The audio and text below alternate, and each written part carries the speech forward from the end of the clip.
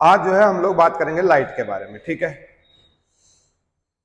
हालांकि यहां से आई से क्वेश्चन आता है, तो जो आई टॉपिक है ना वहां से क्वेश्चन आएगा ना, वो मेन वो ज्यादा इंपॉर्टेंट टॉपिक है। लेकिन पहले हम लाइट को समझते हैं, लाइट होता क्या है। अगर हम लाइट की बात करेंगे, लाइट थोड़ा मैं इसको डार्क में लिख देता हूं। अगर हम लाइट की बात करें, लाइट मतलब अपन लोग हिंदी में इसको बोलते हैं प्रकाश, प्रकाश सिंह। दिक्कत है भाई? लाइट क्या होता है? लाइट बता सकते हैं आप? यस, लाइट जो है, हालांकि वो एडवांस डेफिनेशन है, बट अगर सिंपल डेफिनेशन की बात करेंगे, light is a form of energy which enables us to see the object. अरे ये तो कहूंगा, क्या कहूंगा? लाइट की डेफिनेशन लिखते हैं जरा। लाइट जो है, light is a form of energy which enables us to see the object। किसी को दिक्कत है भाई? अरे भाई जी, किसी को दिक्कत है? लाइट एक एनर्जी का फॉर्म है जो हमें जो है किसी भी ऑब्जेक्ट को देखने में मदद करता है।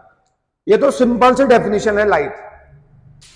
जैसे यहां से लाइट आ रही है, लाइट नहीं होती तुम लोग मुझे देख नहीं पाते, मैं तुमको देख नहीं पाता, ठीक है। लाइट आ रही है, एक्चुअली मैं आपको बताता हूं। मान लीजिए ये आपके पास कोई एक रॉड है नहीं है, ट्यूब लाइट है मान लो इसको ना, ट्यूब लाइट। ये जो है अपना ट्यूब लाइट है। एक चीज और बताता हूं, देखो यहां से लाइट रे आ रही है बाहर को, है नहीं है? यहां से जो है लाइट रे आ रही है, ऐसे करके, सपोज ऐसे करके यहां से लाइट रे आ रही है बाहर को। ये जो लाइट रे है ये हमें देखने में मदद करेगा। और ये जो लाइट रे है ये क्या है? ये इसके पास एनर्जी है नहीं है? अब मैं एक चीज आपको बता रहा हूं, जितने भी आपके लाइटिंग ऑब्जेक्ट हैं, मतलब जहां से भी एनर्जी निकल रही है ना, वो सब एनर्जी के सोर्स जो है वो छोटे छोटे पैकेट्स के फॉर्म में एनर्जी निकलती है। इन छोटे छोटे छोटे पैकेट्स से क्या बोलते हैं? क्वांटम। क्या बोलते हैं? Quantum. Quantum are the bundles of energy. अरे हर बॉडी एनर्जी एमिट करती है, हर बॉडी रेडिएशन एमिट करेगी, एनर्जी एमिट करती है। और एनर्जी जो है ना छोटे छोटे पैकेट्स के फॉर्म में करेगी, और उन्हीं एनर्जी के बंडल्स को हम क्या कहेंगे? क्वांटम कहेंगे। जनरल केस में होता है क्वांटम जो है, क्वांटम वर्ड जो है जनरल केस में है। लेकिन अगर हम बात करें लाइट के केस में, in case of light these quantum are called what? क्या कहते हैं? फोटोन कहते हैं। क्या कहते हैं? फोटोन। जैसे ट्यूब लाइट है, तो यहां से लाइट आ रही ना, एनर्जी निकल रही है बाहर को, तो एनर्जी जो है बंडल्स के फॉर्म में निकल रही है। किसके फॉर्म में निकल रही है? एनर्जी जो है, एनर्जी बाहर को जो आ रही है बंडल्स के फॉर्म में निकल रही है, बंडल्स के फॉर्म में या पैकेट्स के फॉर्म में, small packets, small packets. Energy जो है छोटे छोटे पैकेट्स के फॉर्म में या बंडल्स के फॉर्म में बाहर निकल रही है। अगर हम लाइट के केस में देखें तो इन्हीं छोटे छोटे पैकेट्स ऑफ एनर्जी या बंडल्स ऑफ एनर्जी को हम क्या बोलते हैं? फोटोन्स बोलेंगे। क्या बोलेंगे? फोटोन बोलेंगे। हालांकि हर बॉडी, जितनी बॉडी भी है, अगर रेडिएशन एमिट कर रही है वो भी पैकेट्स के फॉर्म में, छोटे छोटे बंडल्स के फॉर्म में कहेगा, तो जनरल वे में हम उसको क्या बोलेंगे? क्वांटम। क्या बोलेंगे? क्वांटम। वेरी वेरी इंपोर्टेंट, ठीक है। लेकिन in case of light quantum is known as photon. तो photons are the small packets of energy और स्मॉल बंडल्स ऑफ एनर्जी। किसी को दिक्कत है तो हम इसको फोटोन बोलेंगे, है नहीं है? अरे तुमको दिख रहा है ना लाइट, ट्यूब लाइट दिख रही है तुम्हें, बाहर को ऐसे ऐसे एनर्जी आती हुई दिख रही है। आप हाथ लगाओगे तो एनर्जी थोड़ा सा गर्म जैसा महसूस होगा ना, इसका मतलब आपके हाथ में क्या लग रहे हैं? फोटॉन्स। क्या लग रहे हैं? फोटॉन्स। और फोटोन कौन है? Bundles of energy. अरे है नहीं है? Small packets of energy. Energy के तो तभी तो गर्म लग रहा है मेरे को हाथ में, किसी को दिक्कत है? तो इसको जो है हम लोग जो है बोलते हैं लाइट का। लाइट एक एनर्जी का फॉर्म है जो हमें देखने में मदद करता है। किसी को दिक्कत है? जनरल केस में अगर कोई भी बॉडी एनर्जी एमिट कर रही है, रेडिएट कर रही है, तो इसका मतलब है फोटोन्स वहां से निकल रहे हैं। फोटोन्स भी एनर्जी के पैकेट है। लेकिन अगर लाइट के केस में हम देखें, सॉरी क्वांटम, उसको क्या बोलेंगे? क्वांटम। लेकिन अगर लाइट के केस में देखें तो क्या बोलेंगे उसको? फोटोन बोलेंगे। क्या बोलेंगे? फोटोन। पहला क्वेश्चन ये है, small packets of energy is known as photon. किसी को दिक्कत है? चलिए अब अगर हम दूसरा पॉइंट देखें, अगर हम दूसरा पॉइंट देखें, लाइट का दूसरा पॉइंट, सेकंड पॉइंट देखो, एक लाइट रे जा रही है आपके पास, है नहीं है? अब रे किसे कहेंगे? रे मान लीजिए चले गए, एक रे ये गई, एक रे ये गया, एक रे ये गया, है नहीं है? ये मान लो रे है आपके पास। क्या है भाई जी? अरे क्या है भाई लोगों? रे है। अब व्हाट इज रे? अरे किरण। रे का मतलब क्या होता है? किरण होता है ना। रे किसे कहते हैं? रे बोलते हैं वहां से एक रे आ रही है, सनलाइट की रेज आ रही है। रे क्या होता है? Sir path of light. अरे लाइट का पाथ तो रे है। अगर हम रे की बात करेंगे, ये मान लो एक रे है, तो देखो यहां से लाइट रे, लाइट एनर्जी आ रही है, फोटोन्स आ रहे हैं, आ रहे हैं, यही तो है। तो फोटोन का पाथ ही तो है नहीं है? फोटोन का पाथ मतलब लाइट का पाथ है। तो रे को क्या कहेंगे? Path of light. ये क्या कहलाएगा? रे कहलाएगा। दिक्कत है? अरे देखो, ये देखो यहां से लाइट रे आ रही है, तो एक रे बना रहा ना, यहां से लाइट आ रही है, एनर्जी आ रही है, लाइट एनर्जी का फॉर्म है। समझ में आया नहीं है? तो पाथ ऑफ लाइट जो है उसको हम क्या बोलेंगे? रे बोलेंगे। काफी इंपोर्टेंट है। अब मुझे बताओ, बहुत सारे रे मिलाएंगे तो क्या बनेगा? अरे बहुत सारे रे मिला दो, बीम बनेगी ना। अरे टॉर्च है, टॉर्च से बीम निकल रही है बाहर, इसका मतलब बहुत सारे रे निकल रहे वहां से, निकल रहे, तो वो क्या हो गया? Beam of light. क्या हो गया? जब बहुत सारे रेस के बंडल आपस में मिलेंगे, यानी बहुत सारे रे आपस में मिलेंगे तो बंडल्स बनाएगा। क्या बनाएगा? बंडल्स। इसको बोलेंगे बंडल्स ऑफ रेज। उसको हम क्या बोलेंगे? Beam of light. दिक्कत है? तो बहुत सारे रे आपस में मिलेंगे, एक रे ये है, दूसरा ये रे है, तीसरा रे ये रहा, चौथा ये रहा, पांचवा ये रहा, छठा ये रहा, है नहीं? These are rays. और ये बन गया बीम। क्या बन गया? Beam of light.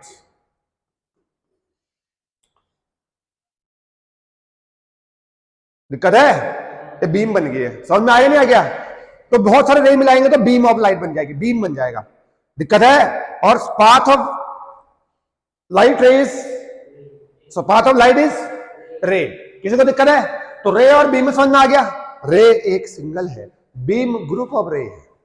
रे एक सिंगल होती है नहीं है?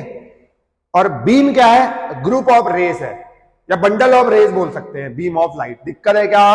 तो हम बीम ऑफ लाइट क्या बोलेंगे? बंडल ऑफ, क्या बोलेंगे? Bundles of,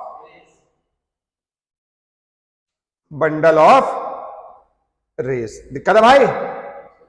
bundle of rays क्या बोलेंगे? Beam of light. क्या तुम्हें समझ में आ गया? Light is a form of energy which enables us to see the object.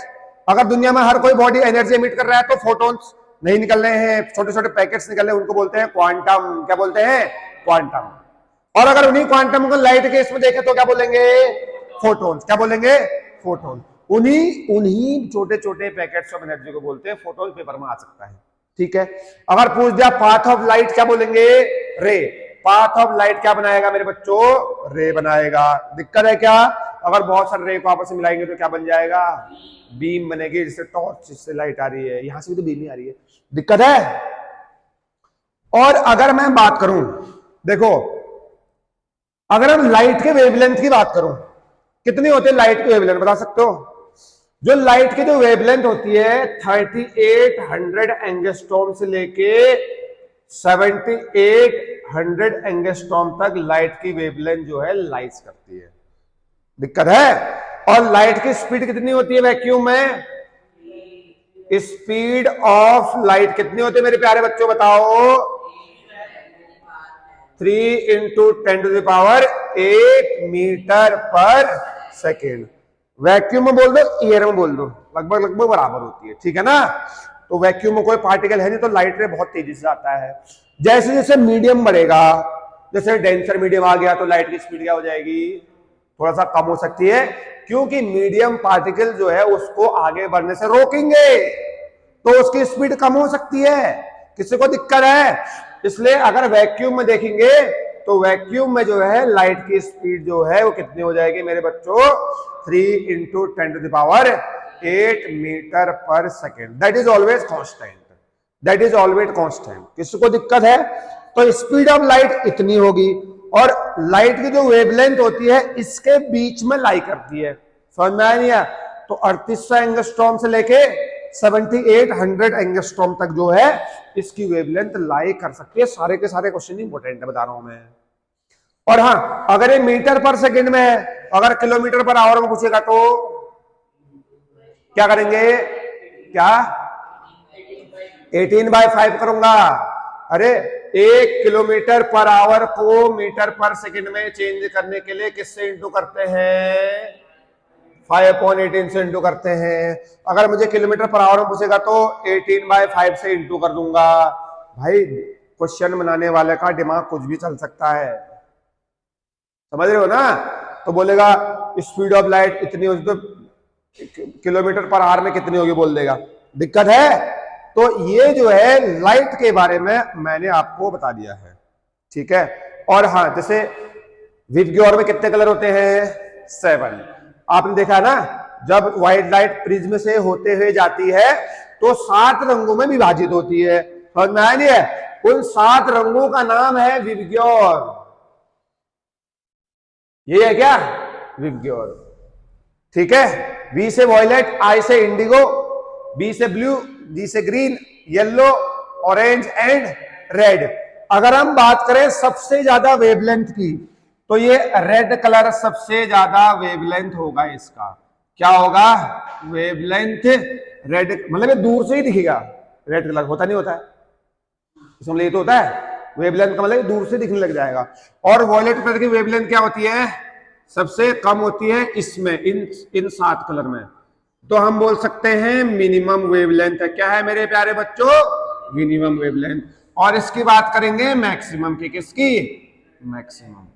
अरे दिक्कत है तो मान लो जब तुम अलवड़ा को आते हो, रात को भी आते होंगे, तो टॉप से हल्द्वानी दिखता है, और लेकिन हल्द्वानी से एक ही लाइट कौन सी ज्यादा सबसे ज्यादा दिखती है? रेड है। कौन सी ज्यादा दिखती है? रेड। समझ में आया नहीं है? तो भाई इसकी वेवलेंथ सबसे ज्यादा होती है, इसलिए रेड सिग्नल बनाया जाता है। उनकी वेवलेंथ क्या है? बहुत ज्यादा दूर से दिख जाएगा, भैया खतरा है, वहां नहीं जाना है, किसी को दिक्कत है। और वॉयलेट सबसे कम। अगर कोई ये पूछे विबग्योर में से कौन सा ऐसा कलर है जो हमारी आंखों को जो है ना मोस्ट सेंसिटिव है, बढ़िया तरीके से कोई दिक्कत नहीं होगी, उसका नाम क्या है? येलो। क्या है? Yellow. Yellow is the most sensitive for our eyes, ठीक है। येलो, अरे येलो मतलब बढ़िया लगेगा, कोई दिक्कत नहीं आएगी, समझ में आया नहीं है? तो येलो कलर जो है वो मोस्ट सेंसिटिव है, सबसे बढ़िया कलर है येलो, ठीक है। नहीं है? दिक्कत है? तो इसलिए जो शूटर वूटर लोग होते हैं येलो वाला चश्मा पहनते हैं, देखा है? येलो वाला चश्मा पहनते हैं, येलो वाला चश्मा। तो उससे क्या है ना, और सारे रेस दिक्कत नहीं आएगी, आंखों में सबसे ज्यादा निशान लगाने में आसानी पड़ती है। दिक्कत है भाई? तो येलो आपका most sensitive for our eyes, yellow. और red colour has maximum wavelength and violet has minimum wavelength. यहां तक समझ में आ गया? दिक्कत है? प्रॉब्लम? चलिए, अब किसी सरफेस पे लाइट रे को गिराते हैं, देखते हैं होता क्या है। किसी सरफेस पर लाइट रे को गिराते हैं, होता क्या है? तो होता है रिफ्लेक्शन। क्या होता है? रिफ्लेक्शन। अब हम पढ़ते हैं रिफ्लेक्शन क्या होता है। चलो, अगर मैं बात करूं रिफ्लेक्शन की, अभी लिखेंगे बाद में सभी के साथ, ठीक है। रिफ्लेक्शन की बात करें, इसको हिंदी में बोलते हैं परावर्तन। अगर हिंदी वाले बच्चे देखें तो कुछ न कुछ सीख लेंगे, परावर्तन बोलते हैं। समझ में आया नहीं है? अच्छा, रिफ्लेक्शन क्या होता है? Bounce back of light in the same medium, है नहीं है? जैसे तुमने बॉल को फेंका, बॉल उसी मीडियम वापस आ गया, क्या हो रहा है? रिफ्लेक्शन हो रहा है। समझ में आया नहीं है? तो हम सिंपल में क्या बोल सकते हैं, अगर कोई लाइट रे अगर कोई लाइट रे किसी सरफेस पे पड़ रही है, अगर कोई लाइट रे किसी सरफेस पे मान लीजिए थीटा एंगल पे,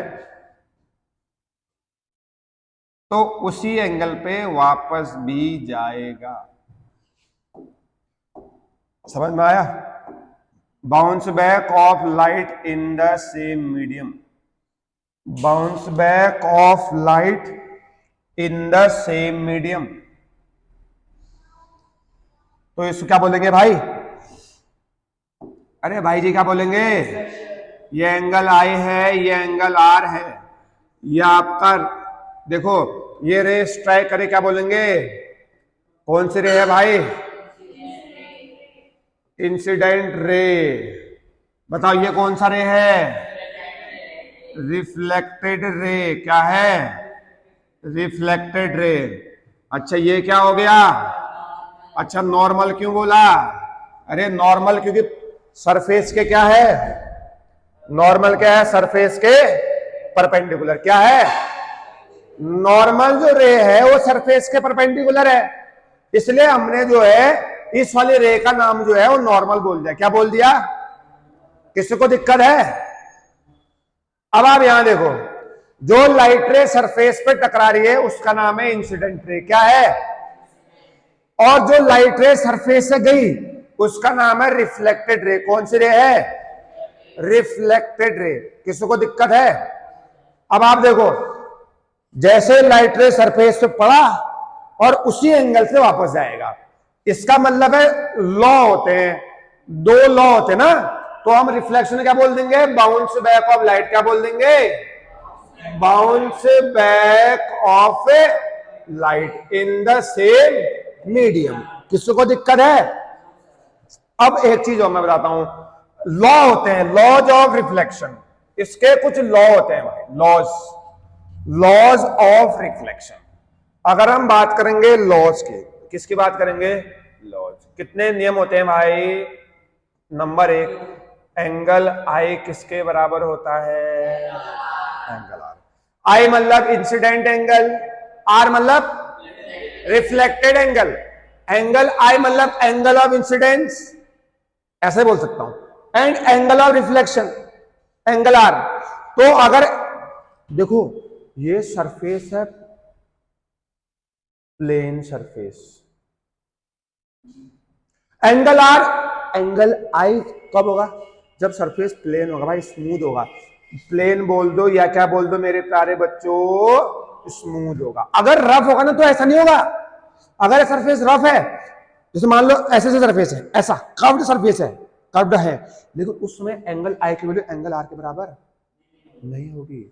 रिफ्लेक्शन होगा, लेकिन हो सकता है एंगल आई कम हो, एंगल आई ज्यादा हो। समझ में आया नहीं है? तो अगर हम बात करें स्मूथ सरफेस से रिफ्लेक्शन की, तो एंगल आई हमेशा एंगल आर के बराबर होगा। तो मुझे बताओ, अगर नॉर्मल से एंगल आई 45 डिग्री है, आर भी कितना होगा? सिंपल। किसी को दिक्कत है? और 30 पे गिरेगा तो 30 ही होगा। समझ में आया? अगर 30 डिग्री एंगल आई है तो एंगल आर भी कितना होगा? क्या बात है, किसी को दिक्कत है भाई? और दूसरा लॉ ये है, देखो क्या है दूसरा law? Incident ray, incident ray, reflected ray and normal lie on the same ना प्लेन। कहां लाई करते हैं? सेम प्लेन में लाई करते हैं। अरे इंसिडेंट रे ऐसे आ रहा है, नॉर्मल भी इधर ही है और रिफ्लेक्टेड भी इधर ही है, तो एक प्लेन हो गया ना ये। तो ये XY प्लेन में है। कहां है? अरे XY प्लेन में है ना। अरे इसका प्रचार हो जाएगा यार, दिक्कत है भाई। तो ये मेरा एक प्लेन है, ये एक्स एक्सिस है और ये वाई एक्सिस है। समझ में आ गया नहीं आ गया? लाइट रे ऐसे आ रही है और ऐसे जा रही है और ये नॉर्मल है, तो दो एक्सिस मिला के एक प्लेन बनता है। क्या बनता है? दो एक्सिस मिला के एक प्लेन बनता है ना। तो ये जो लाइट रे XY प्लेन में लाई कर रहा है, कहां लाई कर रहे हैं? तो एक प्लेन में है, इसीलिए हमने इसको क्या बोल दिया? इंसिडेंट रे रिफ्लेक्टेड रे और नॉर्मल, तीनों एक ही प्लेन में लाई करते हैं। ये सिर्फ दो लॉ है किसके, लॉज ऑफ रिफ्लेक्शन, और दो ही हैं। दिक्कत है तो काफी इंटरेस्टिंग है। देखो अगर यहां से सवाल आएगा तो यही आएगा। अब मैं क्या आएगा वो भी बताऊंगा तुम्हें, टेंशन मत लो तुम। अच्छा सुनो, angle i equals to angle r in case of reflection from smooth surface, normal, incident ray और नॉर्मल रिफ्लेक्टेड रे तीनों एक ही प्लेन में लाई करते हैं। Very good. अगर मान लो इस तरीके का सरफेस हुआ, तो मान लीजिए इंसिडेंट रे है, तो हो सकता है इधर को चले जाए। अगर इधर से आ रही है हो सकता है ऐसे करके चले जाए, depend on surface contact area. हालांकि रिफ्लेक्शन हो रहा है लेकिन angle i is not equal to angle r in case of reflection from rough surface. ये कौन सा सरफेस है मेरे बच्चों, किसी को दिक्कत है क्या, समझ में आ रहा है क्या? Very good. नो कौन बोला है, दिक्कत है भाई, प्रॉब्लम, अरे भाई दिक्कत है, चलिए। तो ये है रिफ्लेक्शन। अब मेरा सवाल आपसे कुछ रहेगा, बढ़िया सा रहेगा, पता कैसे रहेगा, इधर समझ में आ गया? रिफ्लेक्शन के law, angle i angle r के बराबर, इंसिडेंट रे, नॉर्मल और रिफ्लेक्टेड रे तीनों के प्लेन में लाई करते हैं। और अगर हम बात करेंगे रफ सरफेस से रिफ्लेक्शन की, तो ऐसा नहीं हो सकता है। दिक्कत है भाई किसी को, प्रॉब्लम? चलिए अब मेरे कुछ सवाल आपसे।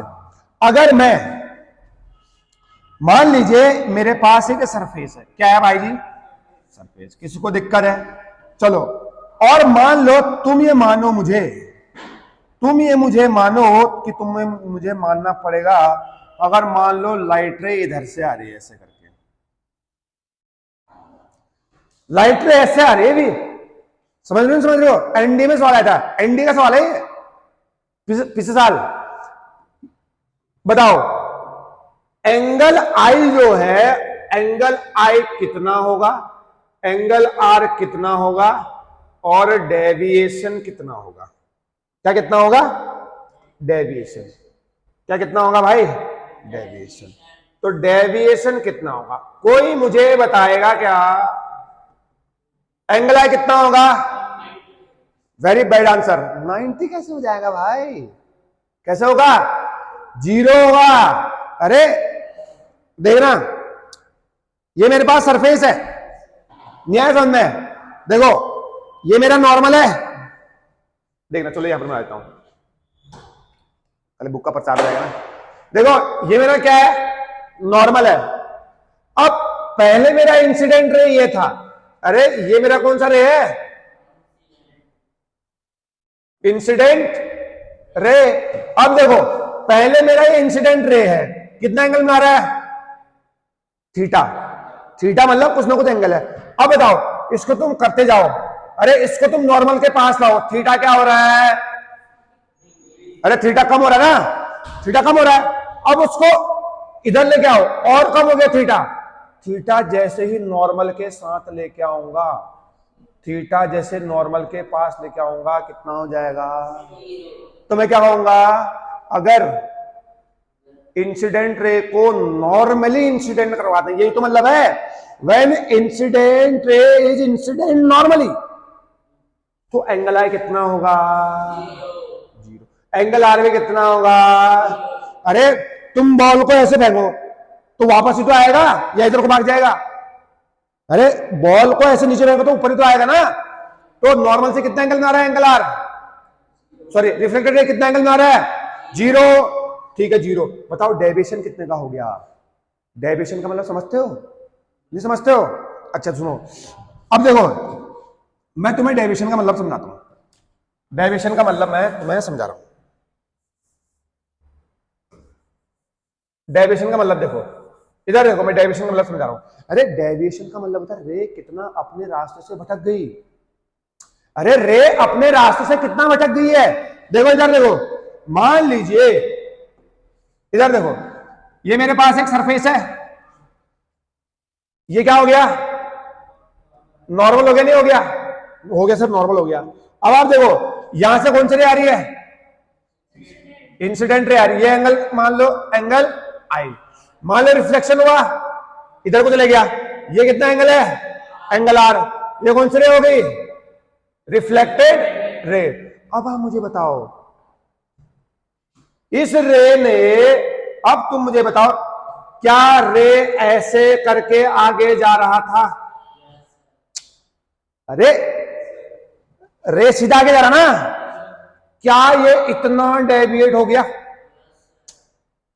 अरे रे का रास्ता सीधा था, सरफेस ने उसको इतना मोड़ दिया, तो क्या रे इतना डेविएट हुआ नहीं हुआ? बताओ।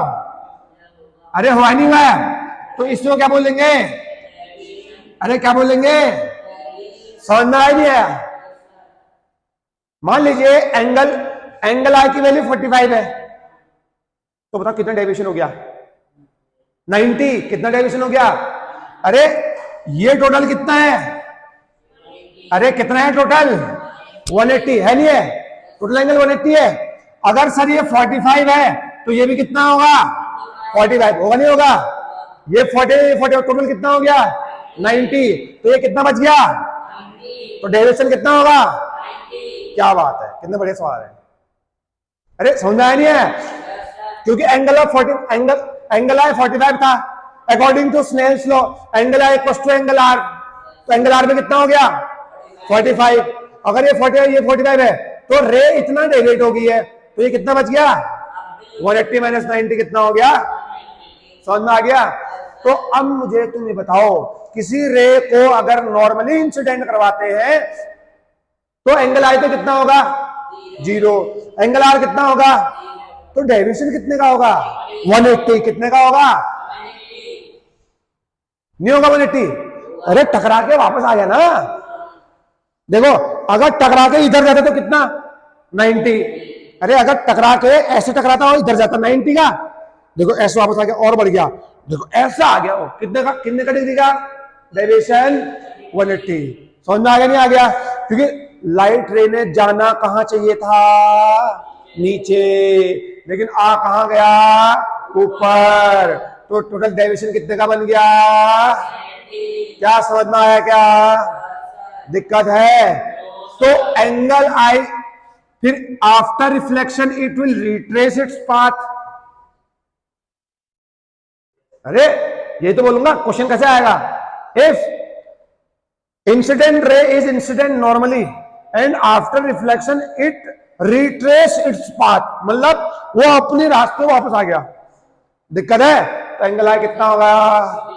एंगल आर कितना होगा? डेविएशन कितना होगा? बहुत इंपॉर्टेंट है। किसी को दिक्कत? अगर नीली लाइट बंद होगी तो बता देना आपको, ठीक है? वेरी इंपॉर्टेंट क्वेश्चन, बहुत ज्यादा इंपॉर्टेंट है। दिक्कत? चलिए, तो कुछ ना बात तो तुम्हें समझ में आ गया है, ठीक है? दिक्कत है भाई, डेविएशन का थोड़ा फंडा समझ में आ गया। अब आप देखो, अब मैं तुम्हें बताता हूं ऑब्जेक्ट किसे कहते हैं। ऑब्जेक्ट, अब मैं तुम्हें बताऊंगा सर ऑब्जेक्ट क्या होता है। ऑब्जेक्ट सर, इमेज क्या होता है? इमेज सर, रियल चीज क्या होती है? रियल। और वर्चुअल क्या होता है? क्या होता है? वर्चुअल। ये 4 के 4 कॉन्सेप्ट जो है मैं यहां पर क्लियर करा दूंगा। दिक्कत है? सबसे पहले हम पढ़ेंगे प्लेन मिरर के बारे में। क्या बात करेंगे? Plane mirror. अच्छा, प्लेन मिरर में रिफ्लेक्शन होता है। घर का तो मिरर और प्लेन मिरर है। अच्छा, क्या खासियत है? अगर मैं प्लेन मिरर के सामने खड़ा हूं तो मेरी इमेज पर्दे के पीछे बनेगी। क्या बोलते हैं उसको? क्या बोलते हैं? अरे वर्चुअल बनेगी ना। दूसरा, एक खासियत और है, एक खासियत और है, जितना डिस्टेंस में तुम मिरर के खड़े हो, इमेज भी मिरर से उतना ही डिस्टेंस आगे बनेगी, मतलब पीछे बनेगी। किसी को दिक्कत है क्या? प्लेन मिरर के बारे में 2 खासियत। दिक्कत है? क्या क्या बोल दिया मैंने? क्या क्या खासियत बोलिया? इमेज कैसे बनेगी? वर्चुअल। और डिस्टेंस जितना ऑब्जेक्ट की मिरर से होगी उतने ही इमेज की भी मिरर से होगी। किसी को दिक्कत है? अब आप यहां देखो,